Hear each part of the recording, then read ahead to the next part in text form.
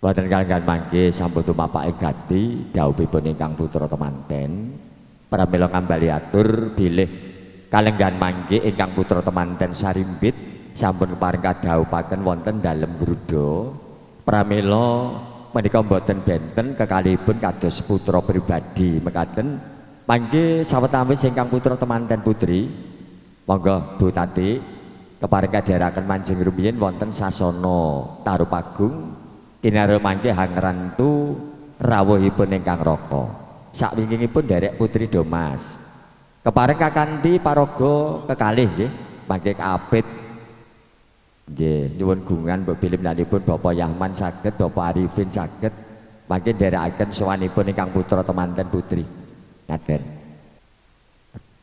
nggih ingkang putra temanten putri saged kadherekaken Bapak Sunar sekalian kenging kadharaken kakanthi Bapak Wardi sekalian kenging menika ngengeti sampun putra pribadi ngaten nggih dados sampun dawuh wonten dalem gruda monggo mijilipun kusumaning ayu sinengguyung para paraga ingkang kepareng hangaya gati wonten kalenggan mangke yen Cinandra kadya mijil wigar ing tias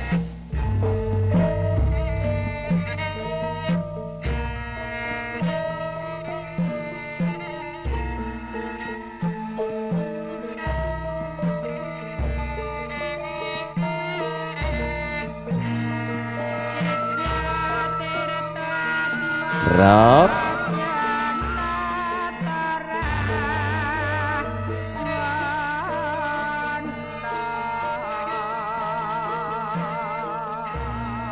binarung swaraning pradangga munya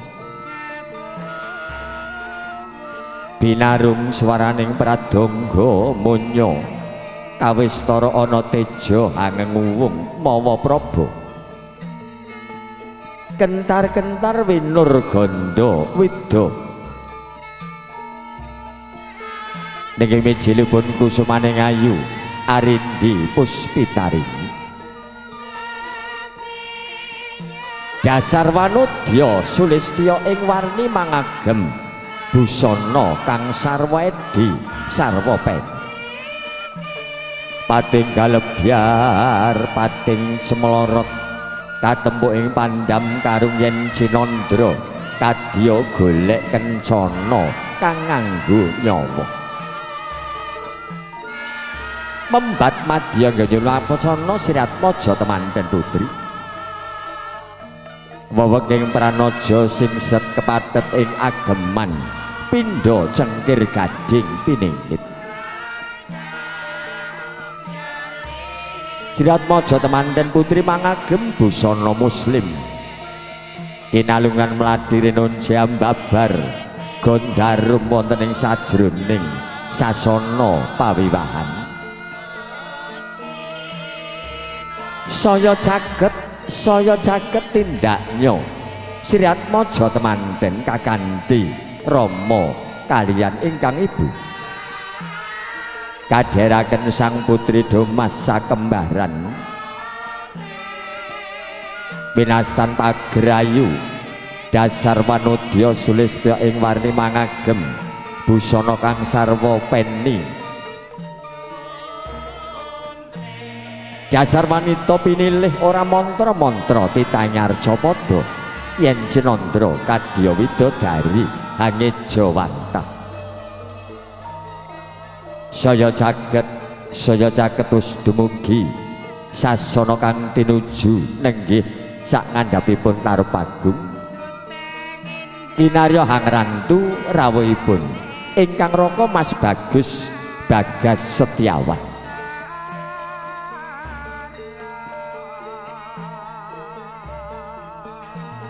mangke mobil ingkang putra temanten kakung kadherekaken pangombyong temanten Manggala Yudha kakanthi kaliyan Rama Ibu danipun Bapak Sunar sekalian Ibu Ernawati ngengeti Mas Bagas menika sampun putra pribadi mekaten monggo paraga kepareng samapta ing gati menika sowanipun Siratmaja temanten kakung monggo para kadang surukal sasana katur Allahumma sholli ala Muhammad.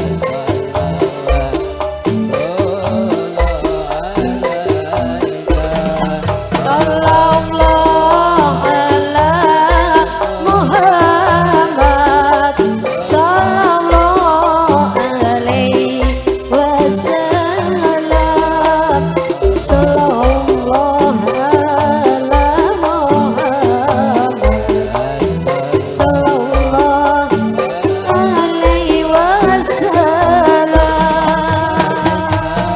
Muhammad. Dumawahing kodrat saking ngarsanipun Gusti ingkang Maha Kawasa. Ana titahing Gusti kang asisipat jalu lan wanodya nenggih Mas Bagas Setiawan kaliyan kusumaning ayu Arindi Puspitari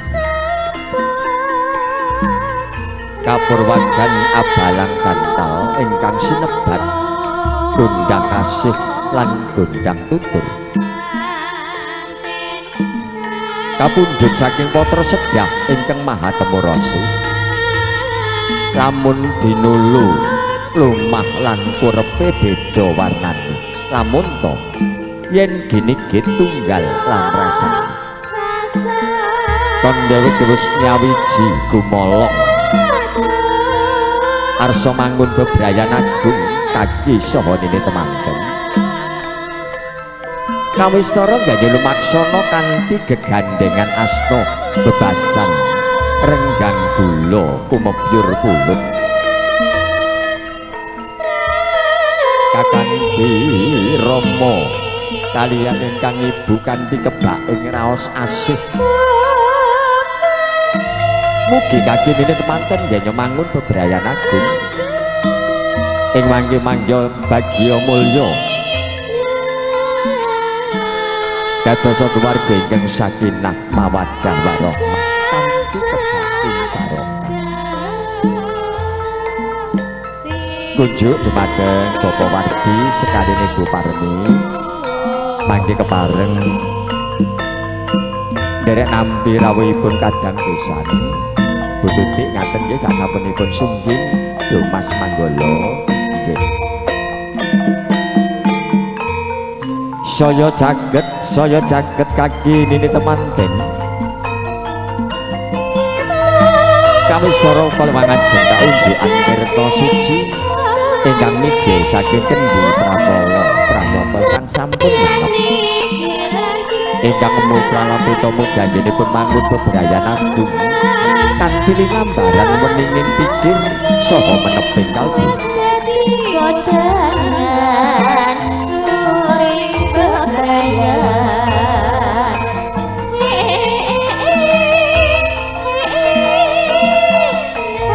kawistara katon mencorong kejane moyo-moyo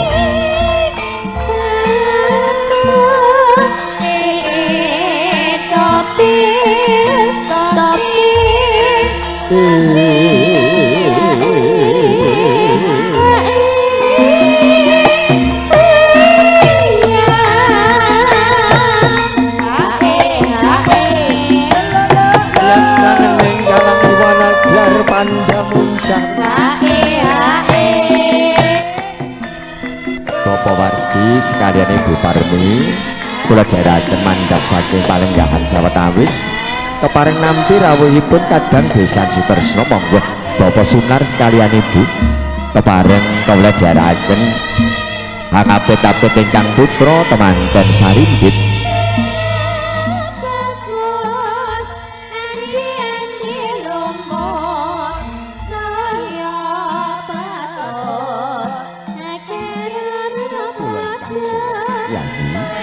monggo-monggo Kakang Mas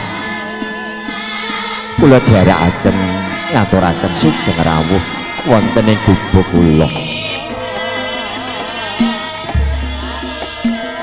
kanthi kebaing bagya mulya pratandha candhare kadya temanten anyar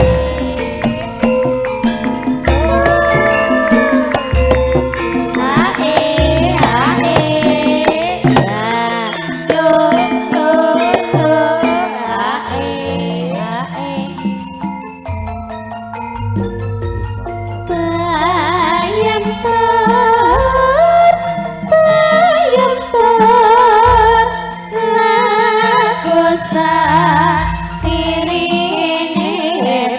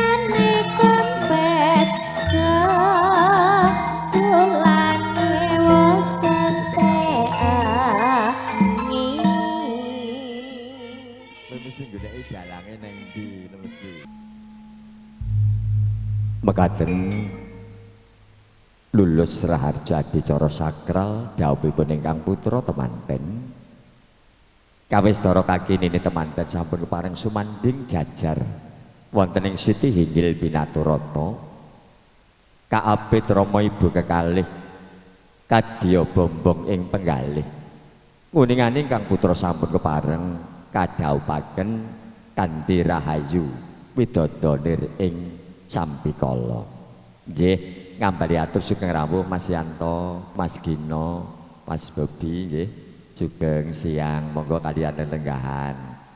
Nggih, niki sawetawis tasih kepareng kadang pramuladi, kadang sinoman rukun rahayu kanthi pangarsa. Pun Bapak Yahman ngaturaken pasugatan bebile sampun paripurna mangke cecala dumateng kawula ginelak lampahing adicara dumawah kumandhangipun waosan ayat-ayat suci Al-Qur'anul Karim. Namung kemawon sumangga wonten salebetipun kumandhang waosan ayat suci kita kendel sawetawis ngenengaken cipta driya rasa mugi berkah barokahipun tumanduk wonten kaki nini temanten sarimpit. Pramila kunjuk dumateng kadang kula kinasih Raka Mas Huda sasana swasana kawula aturaken.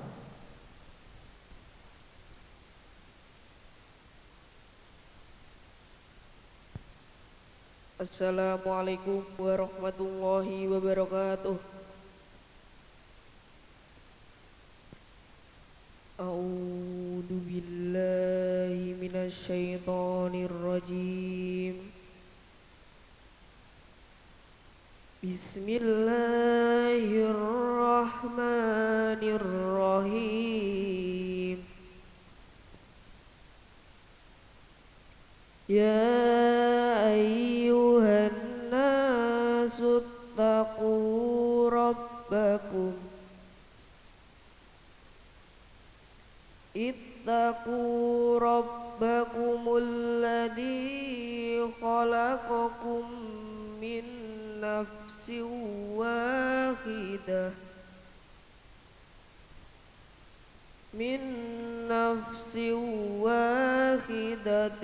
wa khalaqa minha zawjaha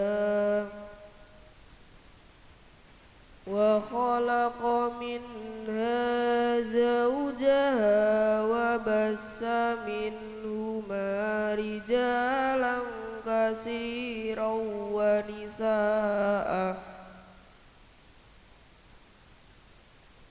واتقوا الله الذي تساءلون به والأرحام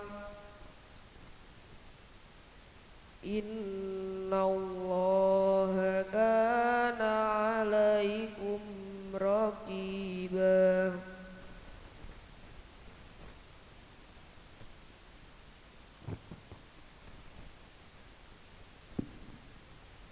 Bismillahirrahmanirrahim.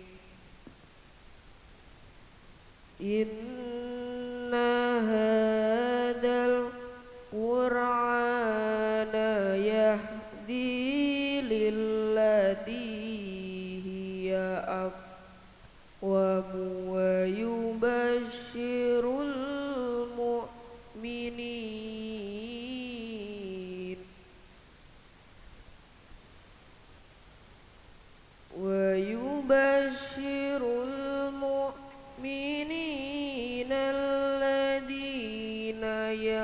ya'maluna sholihati anna lahum ajran kabira.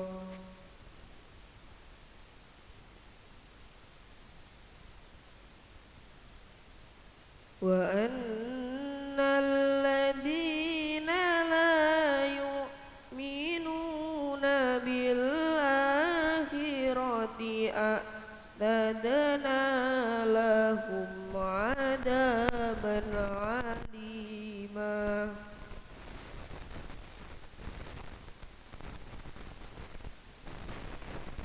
ويدعو الإنسان بشر دعاءه بالخير وكان الإنسان عجولا وكان الإنسان عجولا صدق الله العظيم. Wassalamualaikum warahmatullahi wabarakatuh. Waalaikumsalam warahmatullahi wabarakatuh.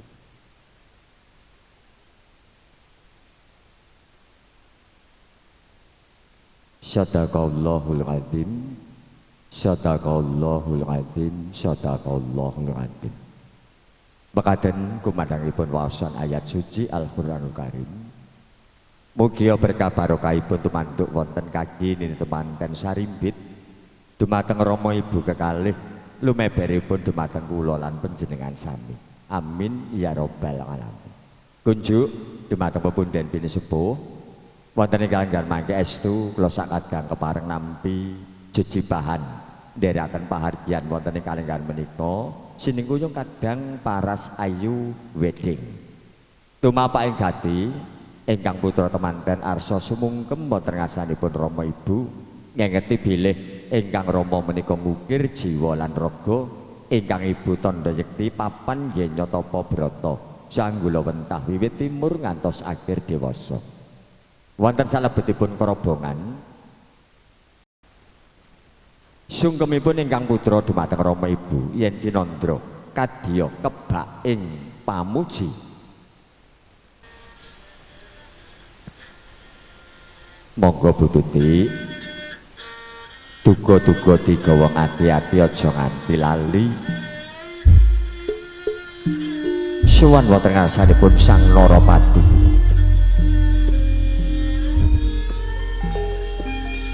Kawistara minggah wonten ing Siti Hinggil Pinaturata kanthi sesedokan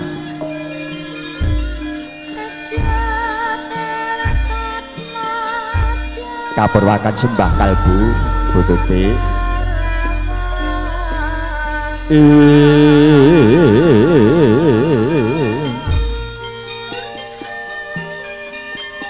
ngengeti suwanipun ingkang putra dumateng Rama Ibu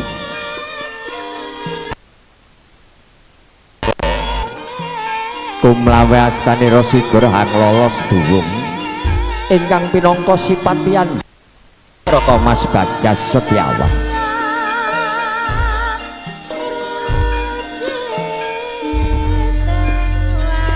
Rob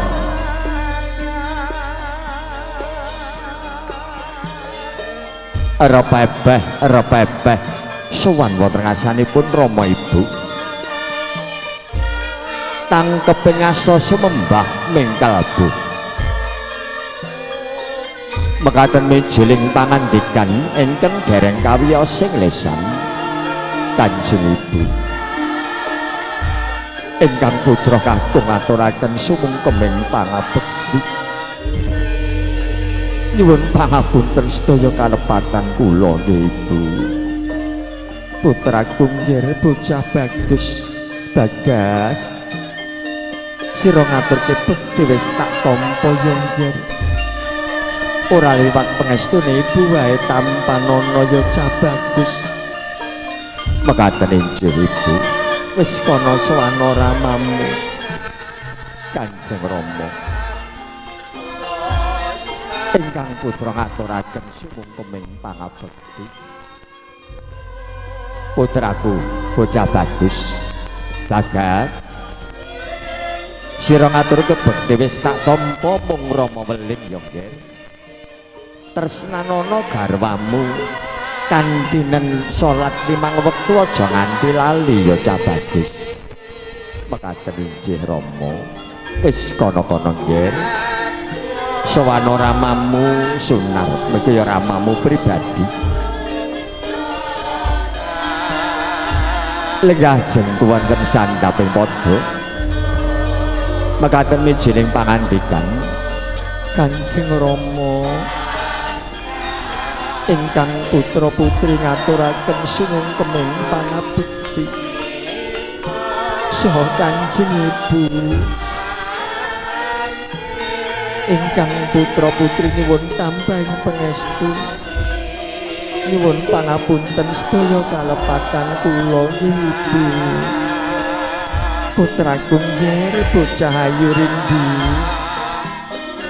sira ngaturke bekti wis tak tampa yo nggih kaya ngapa bungae wong tuwa nyawang sliramu sak kloron sowan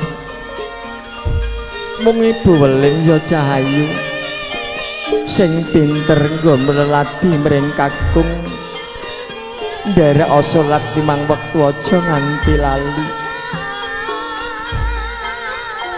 kalajengaken sembah kalbu sungkemipun ingkang garwa dumateng ingkang raka mekaten mijining pangandikan Kakang Mas ingkang garwa ngaturaken sumung kemeng pangabekti nyuwun tambahing pangestu nggih Kang Mas Yayi garwanipun Kakang wong ayu wong sing tak tresnani sira ngaturke bekti wis tak tampa Yayi ora liwat ayo bareng-bareng memuji wonten ngarsane Gusti Kang Maha Kawasa muga-muga nemu bahagia ya Yayi mekaten inji Mas Bagas Setiawan gadhahi tanggal jawab dumateng ingkang garwa kepareng ngaturaken wujudipun Gunakaya ingkang winastan kacar kujur Gunakaya kacar kujur tampa kaya menapa to werdene kacar kujur Gunakaya kusumaning ayu kepareng asta wujudipun tilam lampus kepareng nampi Gunakaya saking ngarsanipun ingkang raka arupi beras kawak arta kawak bele kawak mugi tumus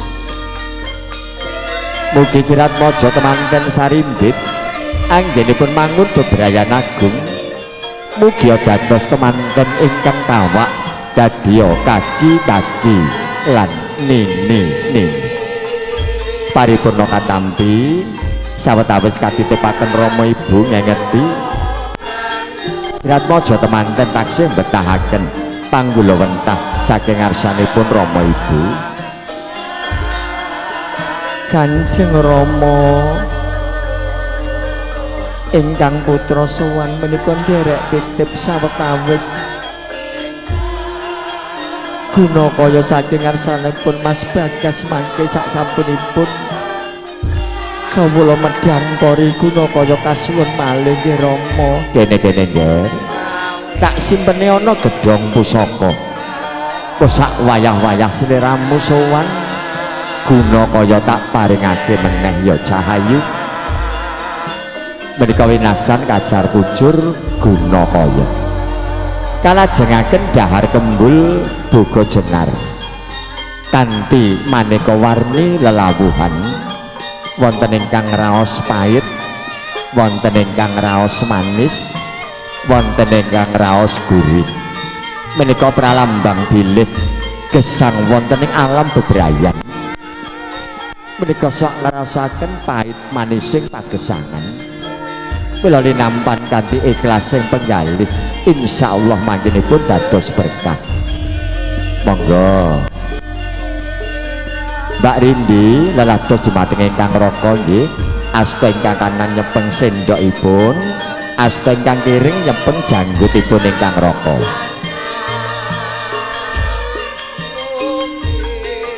kaping pinten tututik ping 8 wajib nggih Mas Bagas ngimbangi tresnanipun ingkang garwa dipun padosaken remenanipun ingkang garwa menapa nah ngaten astan kengiring nyepeng janggutipun ingkang garwa pelek ngaten Mas pelek mana ngaten sak mangke kepareng dahar sareng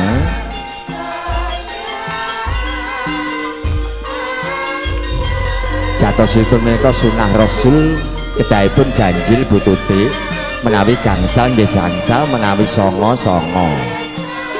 Oh sampun sak mangke dahar sareng monggo saling silang.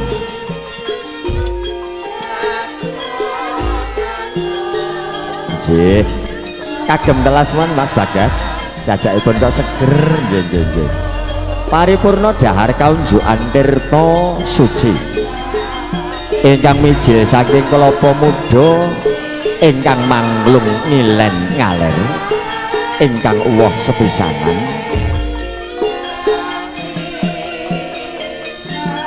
monggo nggih ngaten bismillah.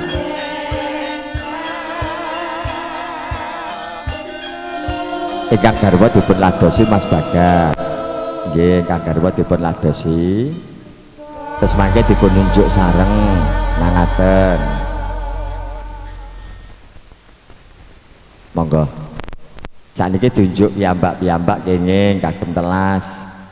Oh sampun sak mangke oh tunjuk malih kagem telas Mas Bagas. Nah sajakipun kok seger ngaten panci hawanipun radi panas niki unjuk duduh degan ijo menika dan estu ini sajakipun sak mangke pados deganku radi angel nggih Bu niku dipun gantos sprayt nggih sak mangke paripurna kerobongan kepareng kapundhut gambaripun foto kaperwakan kalian Rama Ibu kekalih monggo kaperwakan bilangipun Bapak Wardi sekalian Ibu Parmi mangke ugi bilangipun Ibu Ernawati kalian ingkang pinangka sulih Kanjeng Rama pangapunten menika bilih kalenggan mangke danipun Bapak Sunar Adi Radi Nandang Gerah ngaten nggih menika nyuwun berkahipun mugi-mugi enggal pinaringan sehat nggih. Sak sampunipun Rama Ibu menika pakurmatan mangke keluarga ageng saking Grudo Ngawi Baraya Agung saking Bapak Sunar Ibu Ernawati. Oh dalem Grudo nggih Pak Sunar nggih. Oh, oh alhamdulillah. Dah meninggal nggih. Ingkang wageng nika. Oh, ngaten nggih. Dangu mboten sowan dalem. Nggih, pangapunten. Nggih, menika mangke keluarga ageng saking Baraya Agung Bapak Sunar Ibu Ernawati, bilih dalem mboten nampi seratan sampun dipun serat, Mbak. Cobi nyuwun pangapunten nyuwun ngambil.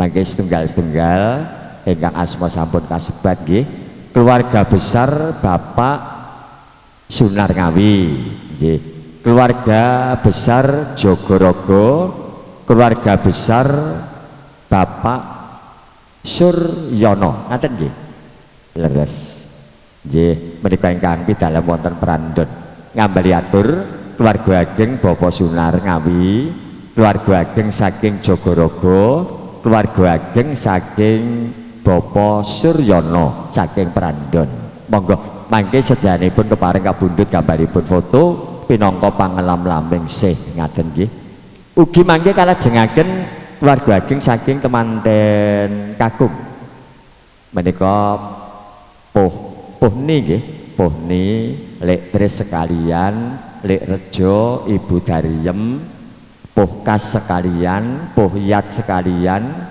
Puhyadi kalian Bu Darni Mas Arif sekalian Mbak Darwati sekeluarga Mas Eli Wahyudi Mas Yoga sekalian Mas Suyat sekalian Mas Parji sekalian Mas Pri Mas Pri Mas Yitno sekalian Mas Jariyanto sekalian Mas Nongge Mas Nadi nggih Mas Nadi sekalian Mas To kalian Bu Sati kalian Mbak Sati Mas Subur sekalian Mas Minto sekalian kalian Mbak Ana monggo mangke sak sampunipun keluarga saking Grudo saged kapundhut gambaripun foto lajeng halaman 2 menika Pak Ruswanto sekalian Pak Awal sekalian Pak Yuda Kasun nggih lajeng Mbah Mi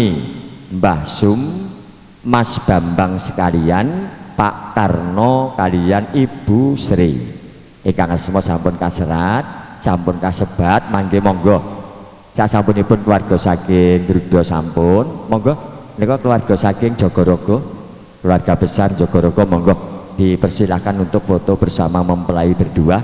Dan juga keluarga besar dari Prandon menika khususun keluarga besar saking Bapak Suryono, ugi keluarga ageng saking Bapak Sunar.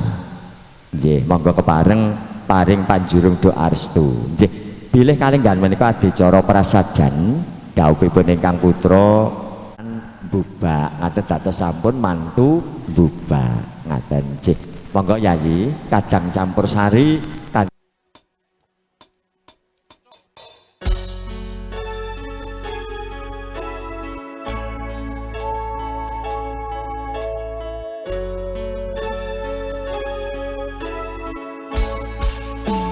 sekalian kemanten kemareng badhe sowan malih sampun ngrasuk busana nasional.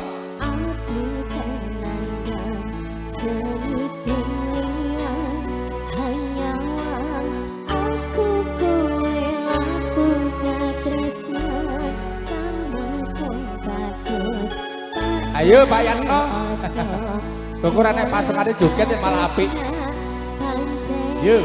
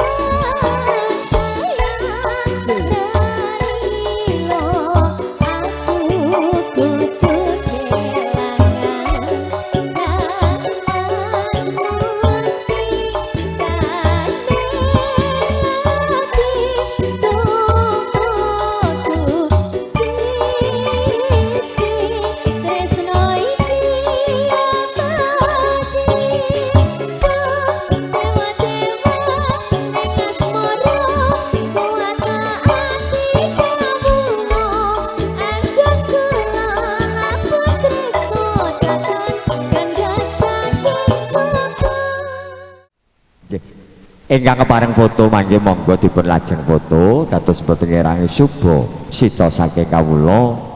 Ingkang foto dipun lajeng foto dumawaing gati atur pasrah panggula wentah.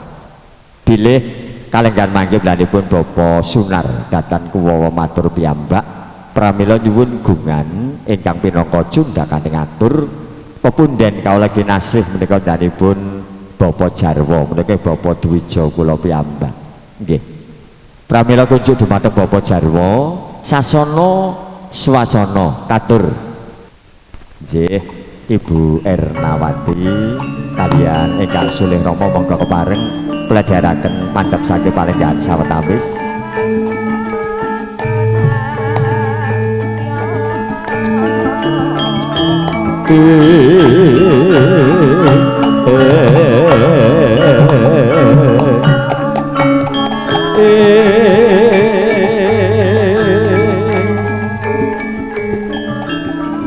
Bapak kanan ibu kiri. Nah,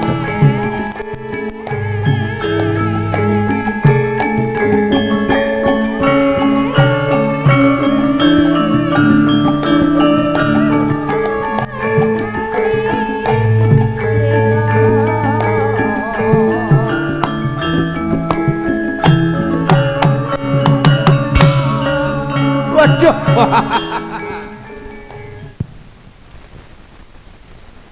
Bismillahirrahmanirrahim. Assalamualaikum warahmatullahi wabarakatuh. Alhamdulillah wa syukurillah wa nikmatillah. La haula wa la quwata illa billah. Asyhadu an la ilaha illallah wa asyhadu anna Muhammadar Rasulullah. Allahumma shalli ala sayyidina Muhammad wa ala ali sayyidina Muhammad. Amma ba'du. Dumateng pepundhen sesepuh bini sepuh aji sepuh ingkang saduginda bekten, dumateng panjenenganipun para alim, para ulama, para kiai, para santri santriwati ingkang kawula bektosi, dumateng sedaya tamu kakung mewah putri ingkang kawula hormati, wabil khusus dumateng keluarga agung Bapak Wardi sekalian ibu ingkang kawula hormati, dan tidak lupa kepada mempelai berdua Mas Bagas dan Mbak Rindi, tentunya hari ini sangat bahagia. Dan dumateng panjenenganipun sedaya para tamu kakung mewah putri ugi ingkang kula hormati.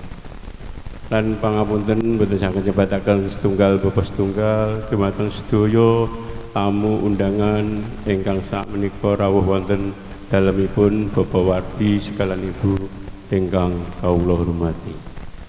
Saderenge monggo ngaturaken puji syukur dumateng asalipun Gusti Allah ingkang sampun paring rahmat hidayah inayah dumateng kula panjenengan sedaya katitik wonten ing siang menika kula panjenengan sedaya saged mangempal bil silaturahim wonten dalemipun Bapak Wardi sekeluarga dalam acara ngunduh mantu wonten ing dinten siang menika kanthi kawontenan sehat wal afiat amin.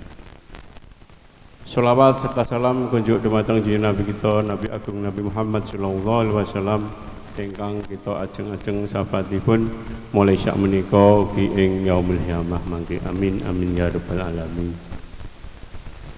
Pangapunten mbok bilih kawula ngadhep wonten mriki namung netepi wajib sesulih atur saking Pak Lek kawula nggih menika Pak Lek Sunar sekeluarga kapure masrahaken temanten putri inggih menika Arindi. Saderenge kawula matur mbok bilih wekdal menika tasih wulan Syawal keluarga Bapak Sunar ngaturaken sugeng riyadin minal aidin wal faidin, mohon maaf lahir dan batin dumateng sedaya keluarga Bapak Wardi ingkang sakmenika. Salajengipun kala wau kula pikantuk amanah saking Bapak Sunar sekeluarga sepindah kapurih ngaturaken salam taklimipun nggih menika bismillahirrahmanirrahim. Assalamualaikum warahmatullahi wabarakatuh. Salajengipun kula pikantuk amanah saking Pak Lek Sunar kapure masrahaken temanten putri atas nami Arindi. Kanthi ucapan bismillahirrahmanirrahim la haula wala quwata illa billahil azim. Nak anak kawula nggih menika Arindi kula pasrahaken sak wetahipun. Kula pasrahaken kanthi pasrah bongkoan dumateng keluarga agung Bapak Wardi sekeluarga, lumeberipun dumateng lingkungan lan masyarakat mriki. Monggo nak Mas Rindi dipun gula bentah sesuai adat ingkang berlaku wonten mriki. Lan kawula atas nama keluarga Bapak Sunar sampun masrahaken lahir lan batinipun. Atasipun menapa monggo jenengan pasrah sak sae-saene, jenengan ramut sak sae-saene. Mbok bilih mangke upami cumondhok wonten ing Gruda Ngawi insyaallah dipun gula bentah nggih saking Pak Lek Sunar menika. Salajengipun mbok bilih kula atas nami rombongan nyuwun pangapunten mbok bilih angsal rawuh wonten mriki kirang trapsila ngendikan lan tingkah laku ingkang boten pranani penggalih panjenengan sedaya. Kula atas nami rombongan pengarak temanten putri ingkang wijil saking Ngawi kula nyuwun pangapunten ingkang sakatah-katahipun. Sae sawegremen wis diaturi maem para wingi. Iya. Nah ya mun kula jelek ning ngapura ora apa-apa pun nanti dahar. Nggih. Lan mbok bilih mangke pawihan menika sampun paripurna. Kula atas nami rombongan lan keluarga Bapak Sunar badhe nderek pamit lan kula nyuwun doa pangestu dumateng keluarga agung Bapak Wardi sekalian Ibu Kapureh.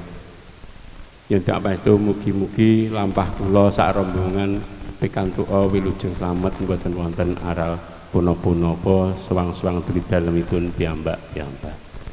Mbok bilih mboten kathah-kathah angin kula matur menawi wonten kentang-kentang atur kawula nyuwun pangapunten ingkang sakatah-kathahipun. Akhirul kalam wabillahi taufiq hidayah. Wassalamualaikum warahmatullahi wabarakatuh. Waalaikumsalam warahmatullahi wabarakatuh. Alhamdulillahirabbil alamin. Kanthi tatas titis terwaca atur pangandikan pepunden kawula kinasih lanipun Bapak Jarwo anggenipun kepareng masrahaken wujudipun Sekar Cepaka Mulya Saselih. Wonten kalenggan mangke mbok bilih wonten adicara pasrah dereng ketingal jangkep menawi dereng wonten panampi. Menika pangapunten bilih Bapak Arifin dahar. Nggih. Tandha yekti akrabipun kekadangan pasederekan. Bilih kalenggan mangke lanipun Bapak Wardi dadan kuwawa matur piyambak awit saking bebek berawaning penggalih kadya kajugrukan wukir kencana kaluberan seganten madu pramila nyuwun berkahipun dumateng pepunden kawula Bapak Arifin kepareng nampi pasrahipun ingkang putra saha ngaturaken pambagya harja basuki. Kunjuk dumateng Bapak Arifin sasana swasana kawula aturaken.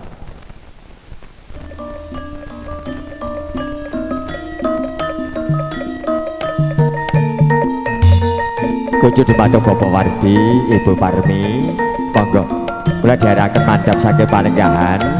Bapak Wardi, Ibu Parmi.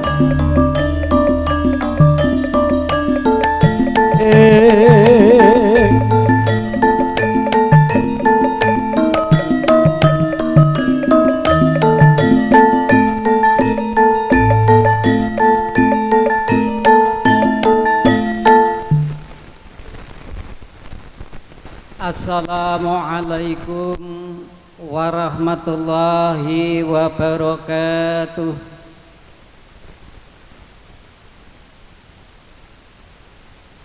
Alhamdulillahi rabbil alamin wa bihi nasta'inu ala umur dunyana waddin. Wassalatu wassalamu ala asrafil anbiya'i wal mursalin Sayyidina wa maulana Muhammadin wa ala alihi wa ashabihi mujahidin abtohirin amma ba'd. Dumateng ngarsanipun para sesepuh bini sepuh pepunden sepuh ingkang dahat kinabekten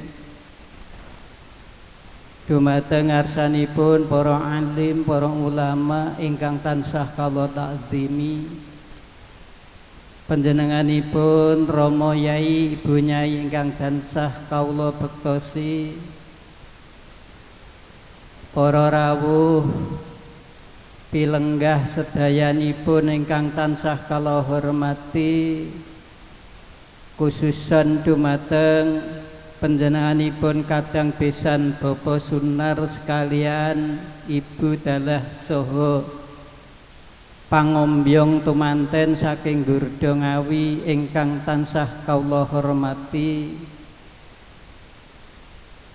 dumateng Nak Mas tumanten sekalian ugi ingkang tansah berbahagia ugi ingkang tansah kula hormati.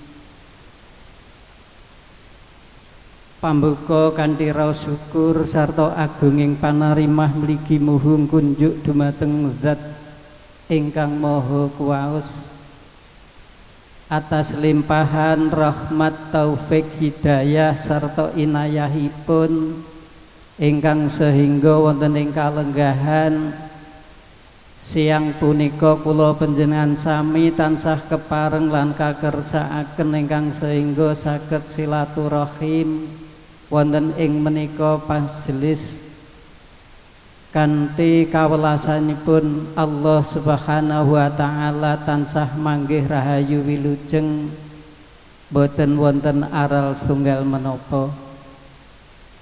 Sholawatu wassalamuhu mugi tansah tetep kunjuk dumateng junjungan kita Nabiullah Nabi Agung Muhammad Rasulullah sallallahu alaihi wasallam ingkang kula panjenengan sami sareng-sareng suprih syafaatipun milai ing kalenggahan menika langkung-langkung mangke wonten ing ila yaumil akhir amin ya rabbal alamin. Para rawuh ingkang setuhu bagya mulya, mugi rahayu saha sih wilasayanipun Pangeran ingkang Maha Welas lan Maha Asih saha winantu sagunging kararjan karayon kabegjan kawilujengan mugi tansah kasarira dumateng para rawuh sedayanipun. Pangapuntenipun ingkang agung, kawula kumalancang jejer wonten ngarsa panjenengan sami angkrat minangkani pamundhutipun Bapak Wardi sekalian Ibu. Sepindah panjenenganipun namung ngaturaken syukur alhamdulillah keranten wonten ing kalenggahan menika panjenenganipun sampun kepareng lan kakersakaken ingkang sehingga saged ngajangi wiwahan unduh tumanten kanthi kawontenan wilujeng boten wonten aral setunggal menapa. Dening selajengipun panjenenganipun Bapak Wardi sekalian Ibu sebrayat kanthi bebek birawanipun manah ngaturaken suka bingaing manah ingkang tanpa umpami saha atur pambahagya raharja kunjuk dumateng para rawuh sedayanipun ingkang sampun kanthi ikhlas makopaken wekdal saperlu nyengkuyung lan aweh barokah pangestu wilujeng dumateng hajatipun panjenenganipun Bapak Wardi sekalian Ibu. Pengajap estu mugi-mugi kanthi panjurung barokah donga panjenengan sedaya estu ing mangkenipun mahanana dumateng hajatipun Bapak Wardi anggenipun ngajangi wiwahan wonten ing siang menika. Ugi-mugi anumusana dumateng Nak Mas tumanten saribit ingkang ing mangkenipun mugi kanthi panjurung barokah donga saking panjenengan sedaya estu saged mujudaken nusun Baliwisma ingkang tansah ayem ayom adem ayem tentrem rumah tangga ingkang sakinah mawaddah warahmah mekaten. Dening selajengipun panjenenganipun Bapak Wardi sekalian Ibu matur sanget agunging panuwun dumateng para sanak sederek kadang muda-mudi sedayanipun ingkang sampun aweh pambiyantu lan panyumbang ingkang awujud menapa kemawon minangka lumampahipun wiwahan wonten ing siang menika. Kanthi menika panjenenganipun namung matur sanget agung ing panuwun ingkang tanpa umpami. Mugi-mugi Syekh kadarman panjenengan estu-estu kalian Gusti Allah kadadosaken amalan ingkang kasanah pikantuk piwales ingkang kanthi matikel-tikel mekaten. Déning salajengipun panjenenganipun Bapak Wardi sekalian Ibu dumateng penderek tumanten saking Gurdo Ngawi nyuwun pangapunten. Ugi lumeber dumateng para rawuh sedayanipun mbok bilih anggenipun nampi rawuh jengandika sami wonten perkawis-perkawis ingkang sekintenipun kirang pastawi kirang ngresepaken dumateng penggalih panjenengan sedaya. Kawiwitan saking grupuh pangrengkuh minggahipun dhateng lungguh lan suguh panjenenganipun nyuwun pangapunten ingkang saageng-agengipun mekaten. Senaosa para rawuh sedayanipun wiwahan wonten ing siang menika sampun kapetang lan karancang kanthi wekdal ingkang panjang. Karinci setunggal mboko setunggal ewa semanten dumugi titi laksana wiwahan wonten ing siang menika namung mekaten ingkang saged kaaturaken wonten ngersa panjenengan sami. Panjenengan sami namung saged nampi mamiri mekaten makan lan minum ingkang sanget ringan. Kanthi menika sepindah malih panjenenganipun Bapak Wardi sekalian Ibu nyuwun pangapunten ingkang saageng-agengipun. Déning salajengipun dumateng para rawuh kakung swawana putri khususon penderek saking Gurdo Ngawi kaaturan nyekecakaken lan prayogiaken anggenipun sami pinarak lenggah mekaten senaosa sekecanipun lan prayoginipun ingkang namung mekaten kanthi menika pangapuntenipun ingkang ageng mekaten. Mekaten ingkang saged kawula aturaken minangka sesulih atur minangka atur pambagya saking panjenenganipun Bapak Wardi sekalian Ibu lan salajengipun nanggaping atur saking panjenenganipun kadang besan Bapak Sunar sekalian Ibu. Kala wau sampun matur lumantar panjenenganipun ingkang dados sesulihipun sepindah panjenenganipun ngaturaken salam taklimipun Bapak Sunar dalah sedaya penderek saking Gurdo Ngawi kawula tampi kanthi kawula ikraraken wa alaika salam warahmatullahi wabarakatuh. Déning salajengipun kala wau panjenenganipun Bapak Sunar ngaturaken nak mas tumanten mugi kantampiya kanthi syukur naning penggalih katampi kanthi ikhlasipun manah sampun tartamtu kawula minangkani tiyang sepuh nak mas kawula tampi kanthi syukur naning penggalih kan kawula tampi minangka sungsung talinipun katresnan minangka dados sababiyahipun raketipun anggenipun bebesanan mekaten kanthi menika kawula tampi kanthi kawula ikraraken bismillahi rabbil alamin bismillahi tawakkaltu ala Allah la haula wala quwata illa billahil aliyil azim. Kawula tampi nak mas tumanten déning salajengipun mangke dipunaturaken magepokan kalian panggula wentah monggo sami-sami sareng-sareng mat sinamadan mbok bilih tumanten dhateng mriki tertamtu Bapak Wardi sekalian badhe budidaya murih mangke dispundi saenipun nak mas tumanten sarimbit anggenipun mangun bebrayan ninggal mekaten kanthi menika pindah malih monggo mat sinamadan sami dipun sengkuyung lan dipun arahaken mekaten. Dening salajengipun mbok bilih mangke titi purnaning wiwahan ing siang menika panjenenganipun Bapak Sunar sekalian Ibu lumebir dumateng para sederek penderek tumanten saking Gurdo Ngawi badhe nyuwun pamit estunipun panjenenganipun Bapak Wardi ngaturaken mugi saged tol saged lerem saking sawetawis mekaten ewa semanten badhe ngersakaken kundur bilih wonten pendamel ingkang saperlu dipun tindakaken malih panjenenganipun Bapak Wardi sekalian Ibu namung mugi-mugi jengkar panjenengan saking rompok ngriki dumugi dalemipun tawi wismanipun sowang-sowang tansah manggih rahayu widodo kalis ing sambikala mekaten.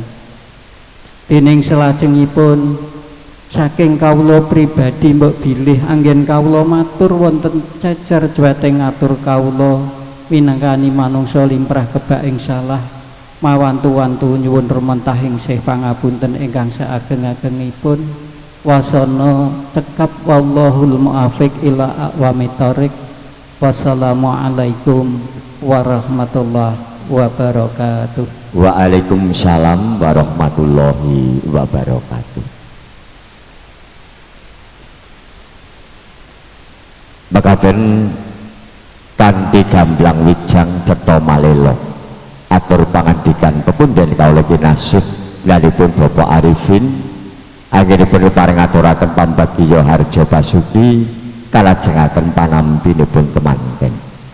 Bupile sampun kaaturan dahar tirta pangendhak raos sapanggi kampun pareng sareng-sareng midhangetaken sabda tama sabda pangandikan tama ingkang utami mangke kalajengaken hastungkara doa paripurna pramila kasuwun berkahi dumateng Rama Ustadz Kusnan ingkang kepareng pinangka ngaturaken sabda tama pramila kunjuk dumateng Bapak Kusnan sasana swasana sak cekapipun kawula aturaken.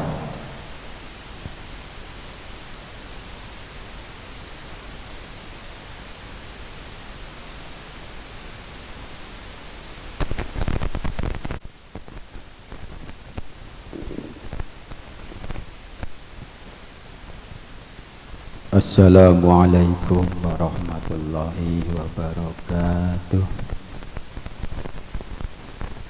Kita ndonga sarang-sarang mugi hajatipun Mbah Wardi sekeluarga manten sarimbit tansah dipun kabulaken dening Allah SWT.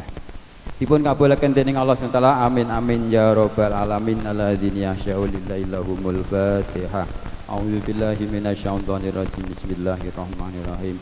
Alhamdulillahi rabbil alamin arrahmanir rahim maliki yaumiddin. Iyyaka na'budu wa iyyaka nasta'in ihdinas siratal mustaqim siratal ladzina an'amta 'alaihim ghairil maghdubi 'alaihim waladdallin. Amin ya rabbal alamin. Alhamdulillahi rabbil alamin.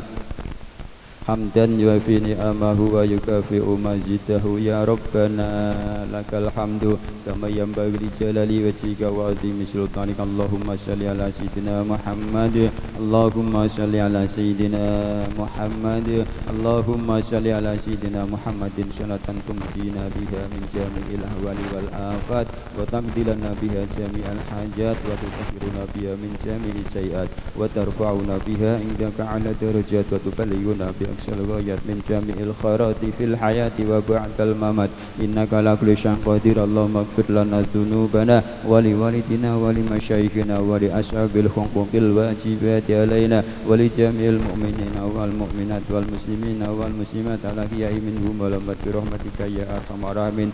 barakallahu laka wa baraka alaika wa jama'a bainakuma fi khair barakallahu laka wa baraka alaika wa jama'a bainakuma fi khair barakallahu laka wa baraka alaika wa jama'a bainakuma fi khair bi rahmatika ya arhamar rahimin Allahumma inna nas'aluka salamatan fid din wa afiatan fil jasadi wa ziyadatan fil ilmi wa barakatan fil rizqi wa taubatan qoblal maut wa rahmatan indal maut wa maghfiratan ba'dal maut hawin alaina fi sakratil maut wa najatan minan nari wal afwa indal hisabi rabbana atina fid dunya hasanah wa fil akhirati hasanatan wa qina adzaban nar subhana rabbika rabbil izzati amma yasifun wa salamun alal mursalin walhamdulillahi rabbil alamin walhamdulillahi min akhiran.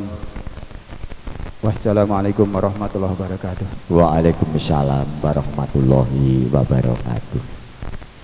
Bakaden Babudan bini sepuh Sabdo Tomo saking Babudan kalau lagi nasib lalipun Bapak Kusnan kalajengaken hastungkara doa paripurna namun kemawon saderengipun keparing kawula tutup ingkang dereng foto mangke saged dipun lajeng sak paripurna pawiwahan ngaten nggih Purwa Madya Wasana parigan wonten kalenggan mangke paripurna kanthi rahayu widodo lir ing sambikala awit saking panjurung doa restu panjenengan sami. Namun kemawon mbabile para kadang ingkang keparing hangayai jejibahan wonten kekiranganipun kanthi lumantar kawula nyuwun agunge samudra pangaksami saking kawula pribadi Adi Mintaya. Mbabile anggen kula matur wonten kitaling atur kula pribadi nyuwun agunge samudra pangaksami. Sumangga nuwun parigian wonten kalenggan menika kita tutup kanthi wasa hamdalah sesarengan alhamdulillahirabbil alamin. Kunduripun dherekaken wilujeng kundur kanthi asusanti jaya jaya wijayanti rahayu kang samya pinanggih billahi taufik walhidayah.